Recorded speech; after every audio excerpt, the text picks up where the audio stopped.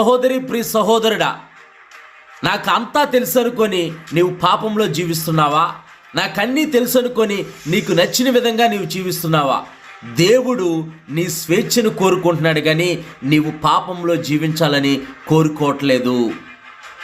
మానవుడే తనే దేవుడిచ్చిన స్వేచ్ఛను ఆధారం చేసుకొని పాపాన్ని కొని తెచ్చుకున్నాడు.